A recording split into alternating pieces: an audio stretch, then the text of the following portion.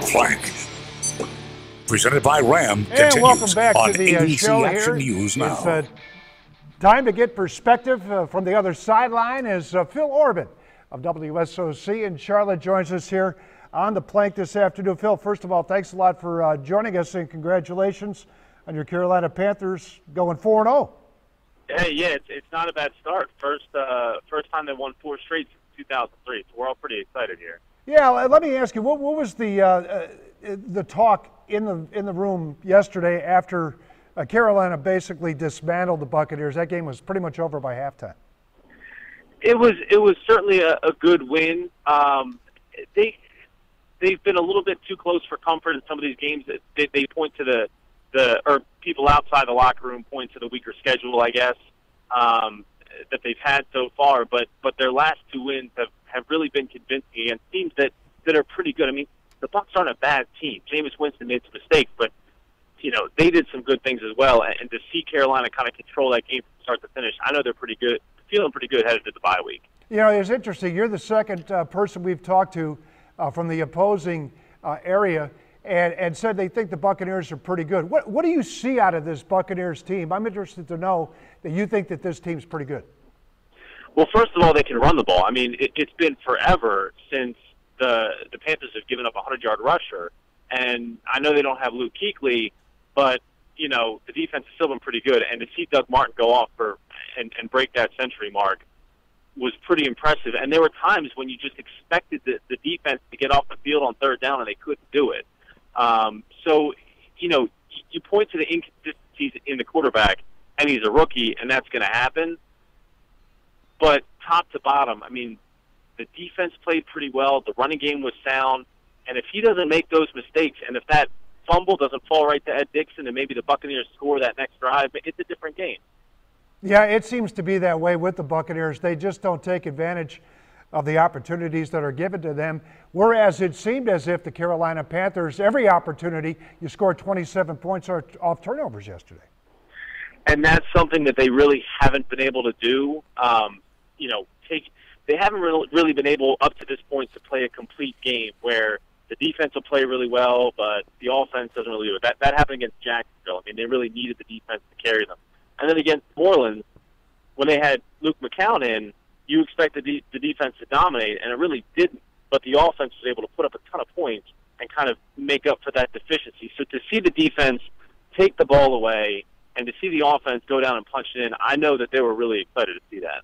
Well, one thing you managed to make it to 4-0, regardless of perhaps the schedule. But the fact is, with Kuechly being out for 3 and change of those, I would have to say that you guys are pretty well set up for the rest of the season as long as Kuechly and you get Johnson back. Yeah, and Johnson is on the short-term IR, so it's going to be a little bit before we see him again. We kind of thought Kuechly would be back this week, but they're taking their time with him, and he's really going through the protocol and making sure that he's good to go before he comes back. I know they're feeling pretty good. I mean, especially when you look around the NFC, I mean, it's kind of wide open. The Seahawks, you look at the schedule before the season started, and these next 4 games were going to be kind of a murderer's row for them. But the Seahawks aren't playing great. The Eagles aren't what people thought they were going to be. I mean, the Packers are the Packers, but this is a team that can really string some wins together and maybe do something later in the year. Well, you do have Cam Newton. You have a pretty effective offense there.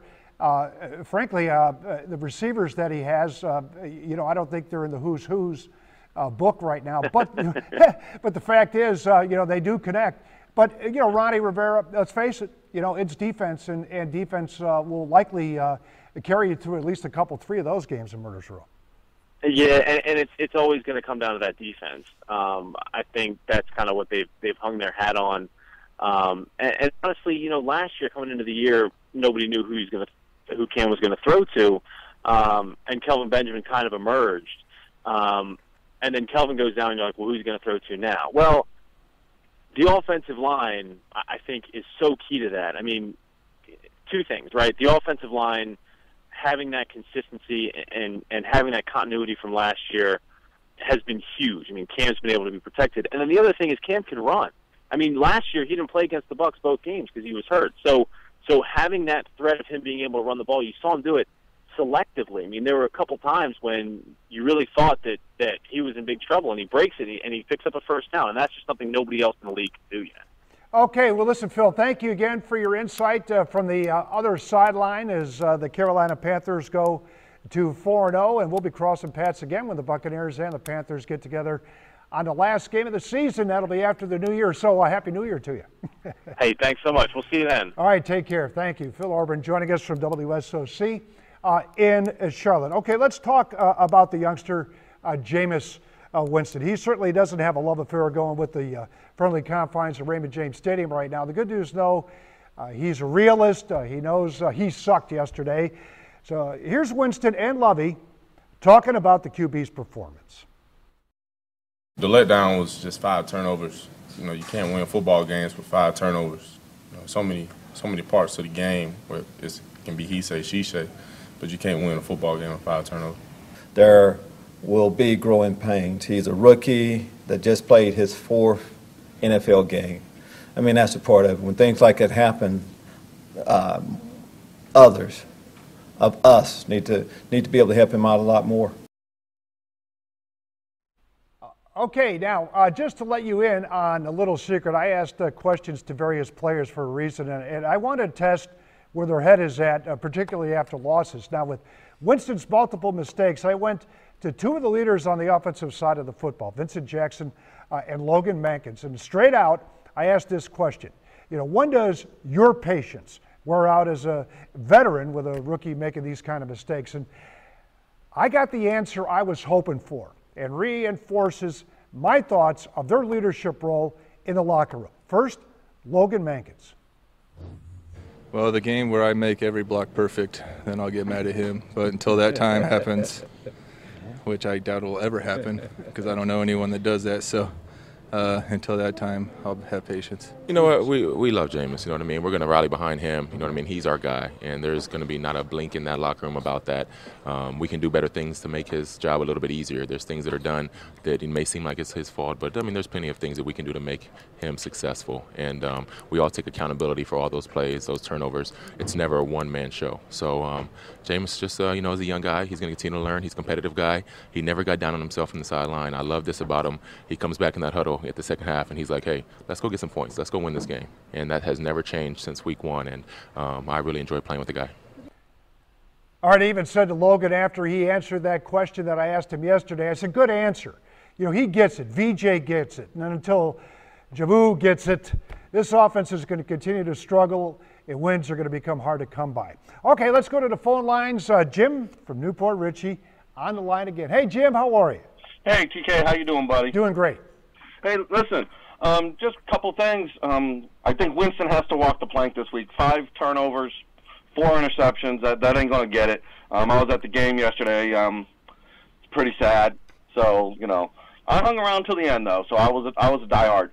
I'm glad to see that, you know, the kickers beating feet and meeting the street. Enough on that. So that's about all I got to say this week. Okay. You know, one of these days, though, Jimmy, we're going to have something good to say. You know, it's always a negative thing, but, yeah, Jameis Winston is certainly a candidate to walk the plank. Brinza, a candidate who did walk the plank straight out of $1, as Rick Stroud is reporting from the Tampa Bay Times that he will be released. But it is what it is. No matter how young you are, no matter how old you are, let's face it, in the National Football League, if you don't produce, you're gone. Okay, it's time now for the Ace Hardware social stream. And somebody posted a Craigslist ad right here for a new kicker asking, can you succeed at manageable field goals instead of just 50-plus yard kickoffs? But the one that got our immediate attention and background check to make sure it came from the real source, not some phony account, was from former kicker Connor Barth. Bart tweeted out, I'm available for the right price. I wonder if he's going to get the job. I don't think so. All right, coming up, we're getting closer to unveiling who will walk the plank this week. You still have a chance to voice your opinion. Call or tweet us on that, and we will be back with more right after this.